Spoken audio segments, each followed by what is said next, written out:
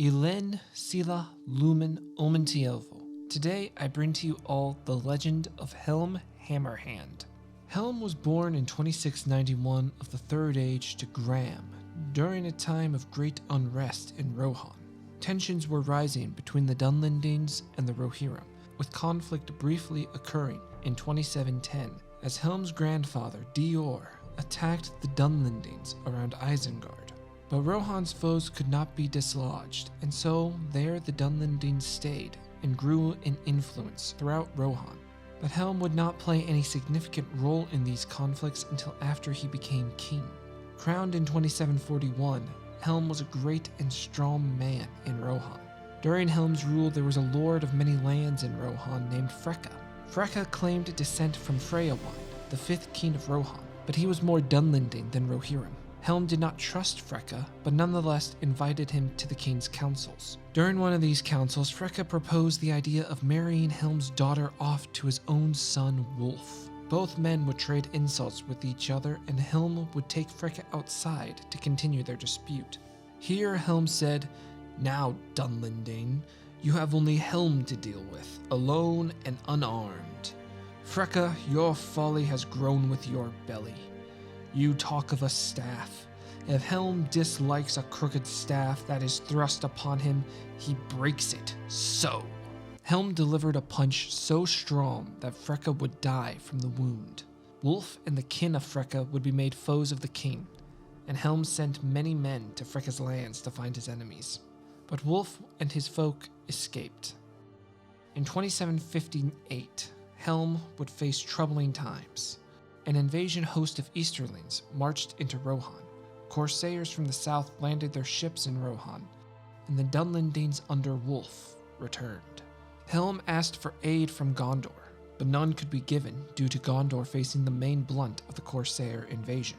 So Helm gathered an army and marched against Wulf.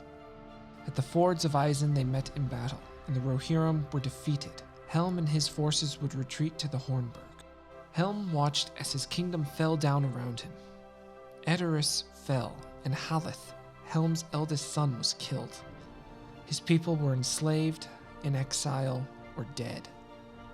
Helm was now besieged in the Hornburg, and the situation turned dire as a dreadful winter that in later years would be called the Long Winter descended.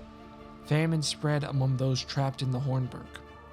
Helm's youngest son, Hama, would try to persuade his father to raid against the Dunlendings for food, but Helm thought it too risky. Hama went anyway with a party of men and would be slain. Helm, now in despair, grief, and on the verge of starvation, would go out each night and raid the enemy camp. He would cloak himself in all white and bear no weapon or shield. And each night Helm blew his horn before departing. Fear crept in among the Dunlendings, and as Helm blew his horn, the Dunlendings fled before him. But on one wintry night, Helm went forth and never returned. In the morning, by a small glimpse of sunlight, the defenders of the Hornburg saw him, standing still at the gate, as stiff as a rock. He had frozen. But Helm's legend went on. The Rohirrim would say that Helm's horn could still be heard in the deep of the Hornburg, and that fortress would forever bear the name of Helm's Deep. The Dunlendings too bore their own legends of Helm eating those he slew when he could not find food. But Helm's kingdom would not end. When the winter ended, Freyalof, Helm's nephew, retook Edoras and slew Wulf personally. The other enemies of Rohan would flee, and peace would at last be held in Rohan. So ends the legend of Helm Hammerhand. Thank you all for watching. I hope you all enjoyed. As always, feel free to like and subscribe for more content. Please let me know how I can better improve these videos. Thanks, and as the elves say, Namaste.